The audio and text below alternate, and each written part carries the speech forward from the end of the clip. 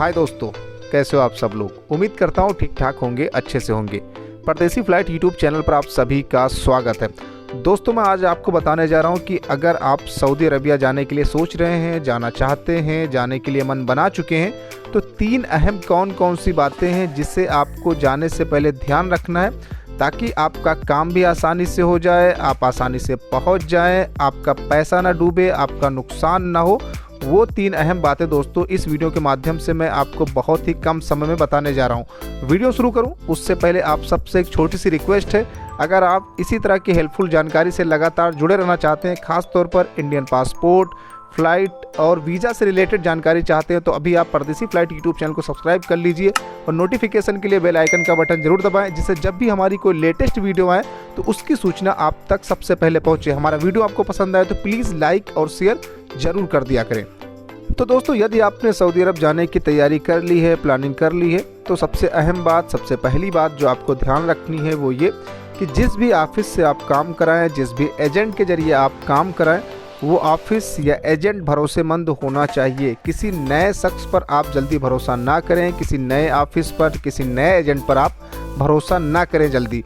जो भरोसेमंद ऑफिस हो, जो भरोसेमंद एजेंट हो, जिसको आप जानते हो, पहचानते हो, या आपका कोई दोस्त जिसको जानता हो, जिसके थ्रू पहले काम हो चुका हो, जिसने बेहतर काम किया हो, उसी ऑफिस के ज़रिए आप वीज़ा हासिल करें, उसी ऑफिस के ज़रिए आप सऊदी अरबिया जाएं तो आपके लिए बेहतर होगा। क्योंकि कई बार ऐसा होता है कि नए एजेंट पर आप भरोसा करते हैं, नए ऑफिस पर आप भरोसा करते हैं और ऑफिस रातों रात बंद हो जाती है, एजेंट रफू चक्कर हो जाता है और इस पर आपका भारी नुकसान हो जाता है। तो इस बात का ज़रूर ध्यान रखें कि जिस भी ऑफिस, जिस भी एजेंट के ज़रिए काम कराएं, वो ऑफिस भरोसेमंद होना चाहिए, वो एजेंट भरोसेमंद होना चाहिए। इसका विशेष ध्यान रखेंगे।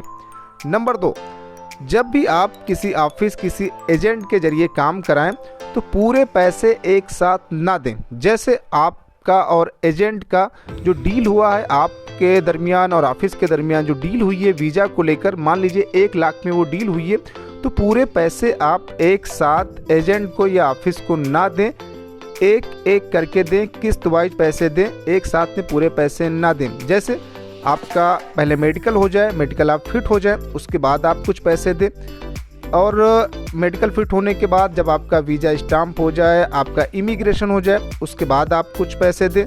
उसके बाद जब आपका टिकट हो जाए, आपके हाथ में टिकट, पासपोर्ट आपको मिल जाए, उसके बाद जो बची हुई रकम है, जो बचे हुए पैसे हैं, उसके बाद आप पेमेंट करें। इस तरह से आप पेमेंट करेंगे तो ज़्यादा बेहतर होगा। एक साथ में पूरे पैसे कभी भी ना दें। और तीसरी अहम बात, आप खुद से भी इन सारी चीज़ों को चेक करते रहें। जब आपसे एजेंट कहे कि आपका मेडिकल हो चुका है, आप मेडिकल फिट हो चुके, तो आपकी भी जिम्मेदारी बनती है कि आप मेडिकल स्टेटस को चेक कर लें। और इसके अलावा आप वीज़ा स्टाम्पिंग को भी अपने पास से चेक कर लें, इमिग्रेशन स्टेटस को आप खुद से चेक कर लें।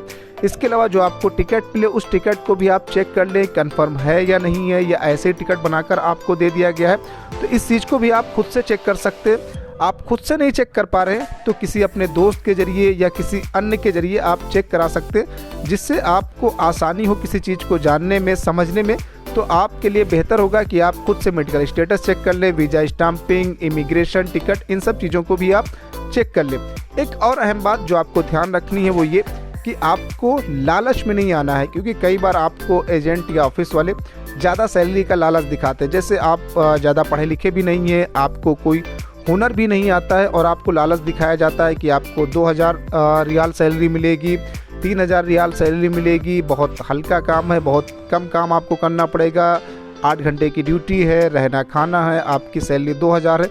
तो इस तरह के लालच में ना आए। अगर आप पढ़े लिखे ज़्यादा नहीं हैं और आपके पास कोई हुनर भी नहीं है, तो जाहिर सी बात है कि 1000 या 1200 रियाल इसी के आसपास आपको सैलरी मिलेगी। इससे ज़्यादा मिलना मुश्किल होता है। तो इस चीज़ का भी आप ध्यान रखें, आप किसी लालच में ना आए, किसी बहकावे में ना आए, जिसकी वजह से भी आपका नुकसान हो सकता है। तो दोस्तों, अगर आप इन सब बातों का ध्यान रखेंगे तो निश्चित तौर पर आपका नुकसान नहीं होगा। आप सऊदी अरब आसानी से पहुँच भी जाएंगे, वहाँ काम भी करेंगे और आपको कोई नुकसान नहीं उठाना पड़ेगा। तो ये दोस्तों कुछ अहम बातें थी जो बताना आपके लिए बहुत ही ज़रूरी थी, क्योंकि कई बार लोग पहली बार सऊदी अरबिया जा रहे होते हैं और उनको जानकारी नहीं होती है, किसी गलत जगह पे फंस जाते हैं, जिसकी वजह से उनका नुकसान हो जाता है। तो ये दोस्तों अहम बातें आप तक मैंने पहुंचाई है। इसमें कहीं कोई कन्फ्यूज़न हो कहीं कोई सवाल आपके जहन में है तो वो सवाल आप मुझसे कमेंट करके पूछ सकते हैं। मैं कोशिश करूँगा आपके सवालों के जवाब देने की। इसी तरह की हेल्पफुल जानकारी के लिए परदेसी फ्लाइट यूट्यूब चैनल के साथ बने रहिए। हमारा वीडियो दोस्तों आपको पसंद आया तो प्लीज़ वीडियो को लाइक और शेयर ज़रूर कर देना। मिलते हैं नेक्स्ट वीडियो में नई जानकारी के साथ। तब तक आप अपना ख्याल रखें, खुश रहें। Good bye.